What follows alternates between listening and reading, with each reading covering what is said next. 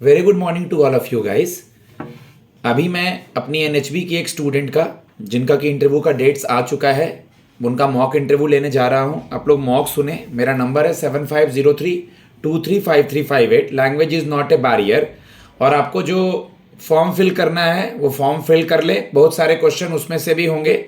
Okay, आप अगर mock लेना चाहते हैं तो वो फॉर्म फिल करके इनरोलमेंट करा के मेरे थ्रू मॉक ले सकते हैं। आपका सिचुएशनल क्वेश्चन, सब्जेक्ट एनएचबी।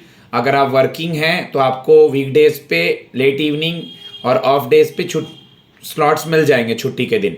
हर एक चीज़ें कहाँ से पूछी जाएंगी। मेरे एनएचबी में बहुत सारे स्टूडेंट्स ऑलरेडी सेलेक्टेड हैं, तो आप मुझसे कांटेक्ट कर सकते हैं इंग्लिश और हिंदी में मॉक के लिए। मेरा नंबर है 7503235358। Okay, beta, as your application form shows that you are from Haryana, and first of all, tell me how many total districts is in Haryana?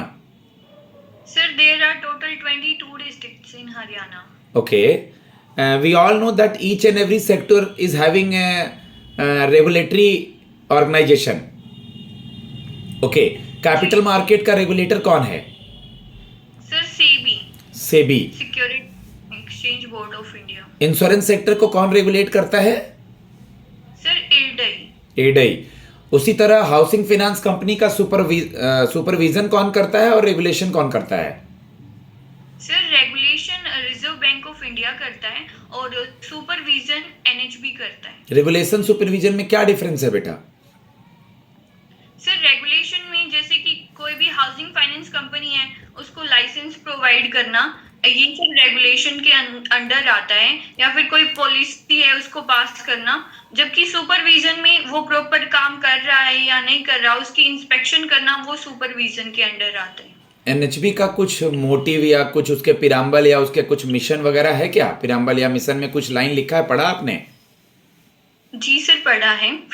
NHB के प्रीएम्बल में ये कहा गया है कि एनएचबी एक प्रिंसिपल एजेंसी है जो कि प्रमोट करती है हाउसिंग फाइनेंस इंस्टीट्यूशन को लोकल और रीजनल लेवल्स पे, और ये उनको सपोर्ट भी प्रोवाइड करती है, फाइनेंशियल सपोर्ट भी और अदर टाइप ऑफ सपोर्ट्स भी। एनएचबी एक्ट कब आया, इसका फॉर्मेशन कब हुआ और इसका हेडक्वार्टर और इसके चेयरमैन? सर, एनएचबी एक्ट 1987 में आया था और इसकी फॉर्मेशन 1988 में हो गई थी, 7th 5-year प्लान के ड्यूरेशन में, जो कि 1985 टू 1990 तक था, और इसकी फॉर्मेशन हुई थी 1988 में। इसके एमडी और एनसीईओ हैं currently mister Sanjay Shukla sir. इसका हेडक्वार्टर कहाँ है? Sir, headquarter is in new Delhi. ठीक है। एनएचबी के बारे में कुछ बताइए और एनएचबी हाउसिंग फाइनेंस कंपनियों के लिए क्या करता है? Sir, NHB is an apex supervisory body जो कि ओवरऑल सुपरविजन करता है हाउसिंग फाइनेंस कंपनीज का, उनको रिफाइनेंस करता है और उनके जो हित के लिए कार्य करता है। जैसे कि एनएचबी का जो प्राइम मोटिव है वो जो पॉपुलेशन है सोसाइटी के हर सेगमेंट्स को हाउसिंग नीड्स प्रोवाइड करना उनकी, और जो उसका स्पेशल फोकस है वो लोअर और मिडिल इनकम ग्रुप्स पे है। ओके बेटा, आपने सुना होगा कि नेशनल हाउसिंग बैंक जो है ये हाउसिंग फाइनेंस कंपनियों को फिनांस करता है, ठीक है? तो आप मुझे 2 हाउसिंग फाइनेंस प्राइवेट कंपनी और 2 गवर्नमेंट कंपनी का नाम बता दें। सर, गवर्नमेंट कंपनीज में फर्स्टली है LIC HFL और सेकंड है सर हडको।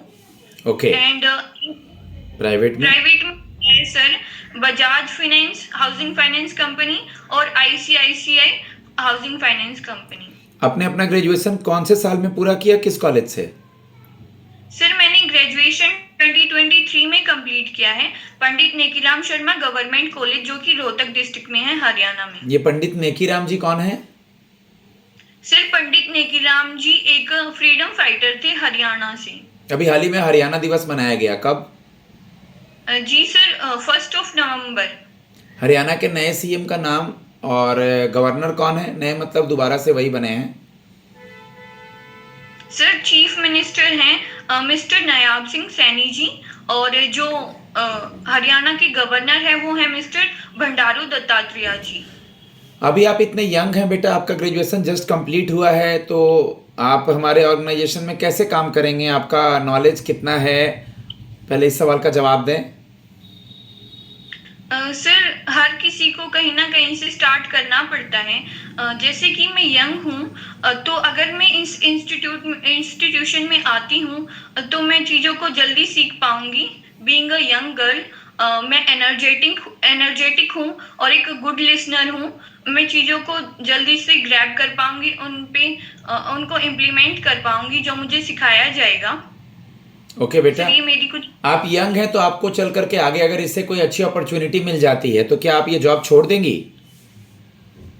सर करंटली मेरे पास यही अपॉर्चुनिटी है और फ्यूचर अनसर्टेन है, तो मैं अभी तो यहीं रहना चाहूंगी। और मुझे अगर अपॉर्चुनिटी मिलती भी है तो मैं यहीं सर्व करना चाहूंगी, क्योंकि अगर मुझे और कहीं अपॉर्चुनिटी मिलेगी तो मुझे जीरो से स्टार्ट करना पड़ेगा।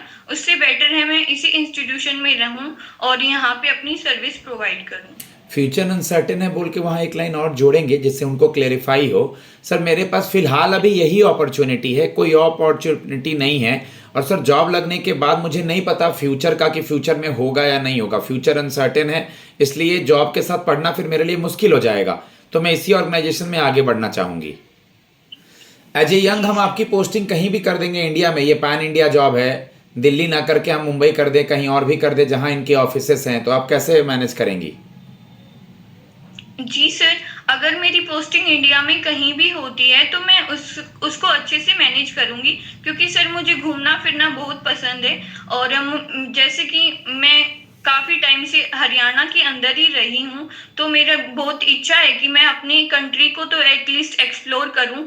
तो जैसे कि एक पैन इंडिया जॉब है तो ये मुझे एक्सप्लोरेशन का मौका देगी और मुझे अलग अलग सिटीज में जाने का मौका मिलेगा, तो मैं वहाँ के कल्चर को एक्सप्लोर करूंगी, वहाँ की खाने पीने को एक्सप्लोर करूंगी। ये सब मुझे सर बहुत अच्छा लगता है।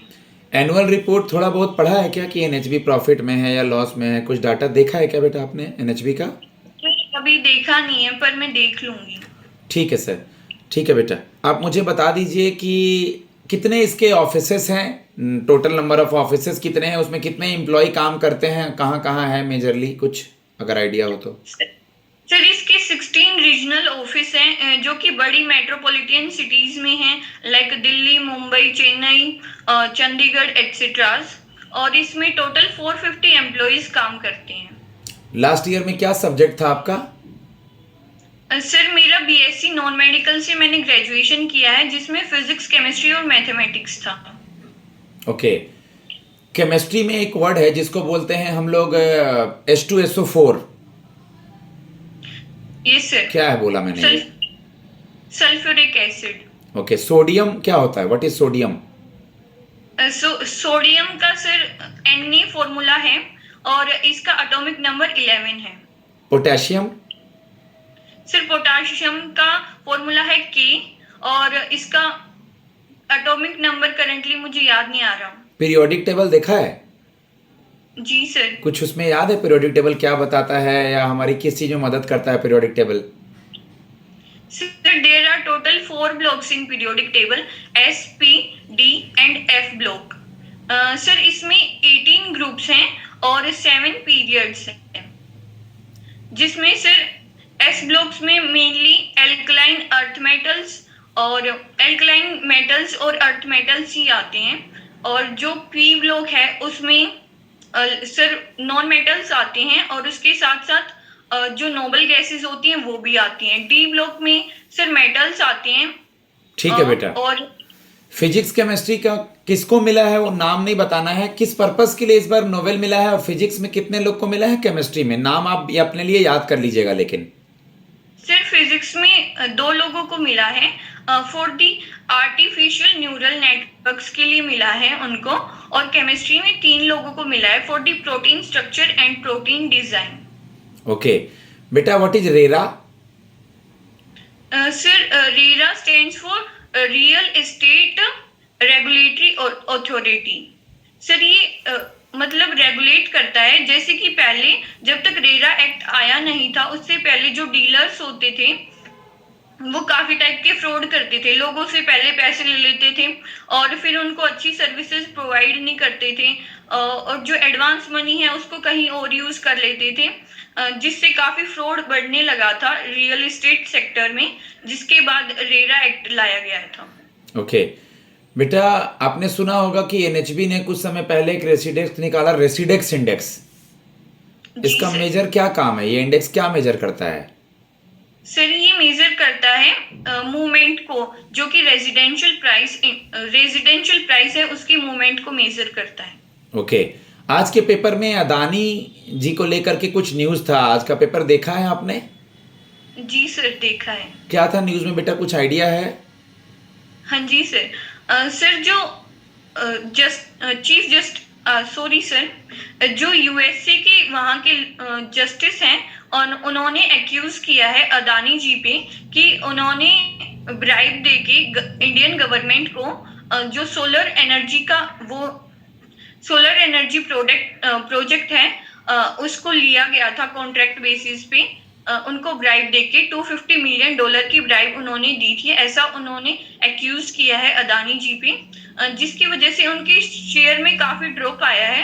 अप्रोक्स 23% उनके शेयर गिर चुके हैं इस न्यूज के ओके, बाद। थोड़ा स्लो बोलेंगी तो पीछे से जो थॉट आएगा आगे से डिलीवर होता जाएगा, तो थोड़ा स्लो रहिएगा।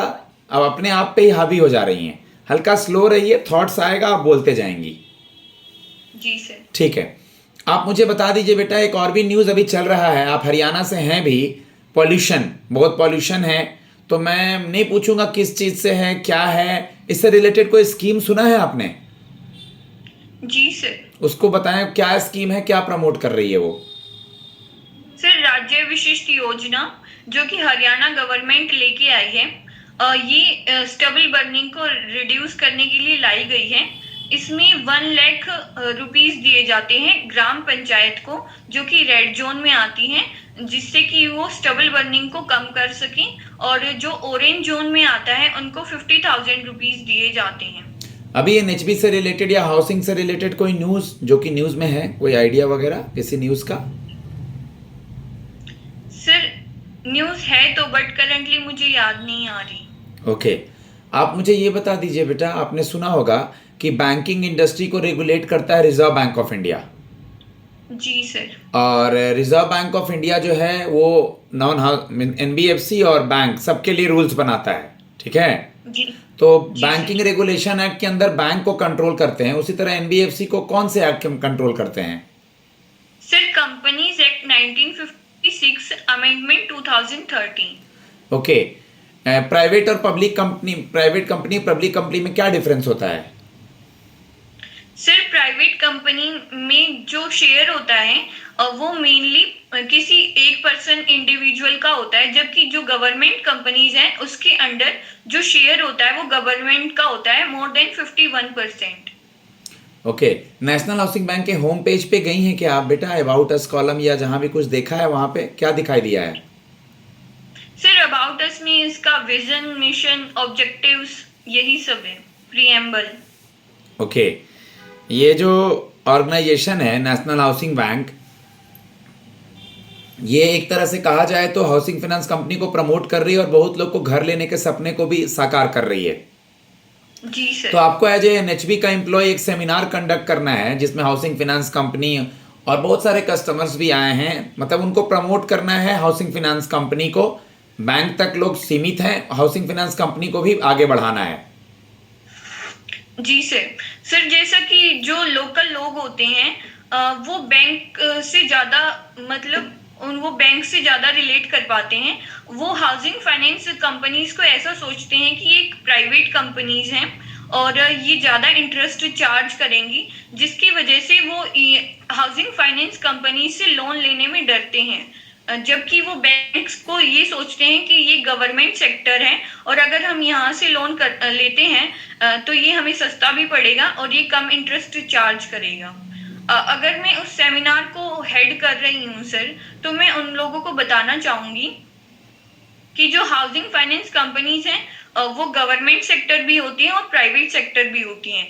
ये हाउसिंग के लिए लोन्स बहुत इजीली प्रोवाइड कर देती हैं, चाहे आपका क्रेडिट स्कोर काफी बहुत अच्छा ना हो, मतलब 550 तक अगर आपका क्रेडिट स्कोर है ये तब भी आपको लोन प्रोवाइड कर सकते हैं और आप अपनी हाउसिंग नीड्स को पूरा कर सकते हैं इनके थ्रू। ओके, लास्ट क्वेश्चन मैं आपसे पूछना चाहूंगा बेटा, MCLR क्या होता है? वर्ड सुना है बेस रेट के अंदर? MCLR marginal cost fund based lending rate. Sorry sir. Base rate से कोई भी कस्टमर बैंकों से लोन लेता है, पहले अगर जी RBI बैंकों को बढ़ाती थी, मतलब रेपो रेट अगर बढ़ाती थी तो बैंकों को ज्यादा दर चुकाना पड़ता था RBI को, घटाती थी तो कम दर पे चुकाना पड़ता था। लेकिन बढ़ाती थी अगर RBI बैंकों पे तो बैंक भी कस्टमर पे लोन का रेट बढ़ा देता था तुरंत से, लेकिन घटाती थी तो उसका फायदा नहीं देता था। तो रिजर्व बैंक ऑफ इंडिया ने कहा marginal cost fund based lending rate ला करके कि अगर हम रिड्यूस कर रहे हैं तो वो कस्टमर तक भी पास ऑन हो। ठीक है, जी तो मेन मोटिव MCLR का यही है कि कस्टमर को बढ़ने या घटने का फायदा दिया जाए। गाइस, मैं अपने स्टूडेंट को फीडबैक देता हूं, आप लोग अगर स्टूडेंट हैं तो जरूर अपना सब्जेक्ट पढ़ करके जाएं, NHB के बारे पढ़ करके जाएं और करंट अफेयर्स पढ़ करके जाएं। एक क्वेश्चन में और लास्ट पूछना चाहूंगा बेटा, अभी याद आया अचानक से। नेशनल हाउसिंग बैंक का मैं, आप जॉब अभी नहीं कर रही हैं, लेकिन आप जो ये असिस्टेंट मैनेजर जर्नलिस्ट का पोस्ट है, एक दो लाइन में ये लोग करते क्या हैं? सर इनको day to day operation handle करना पड़ता है, डेटा ऑपरेशन करना पड़ता है, रिकॉर्ड को रखना पड़ता है और जो सीनियर मैनेजर्स होते हैं उनकी हेल्प करनी पड़ती है। प्रोजेक्ट मैनेजमेंट में इंस्पेक्शन के लिए जाना पड़ता है। Okay. यही सब काम है। Guys, my number is 7503235358 for mock of English medium as well as Hindi medium. Thanks a lot.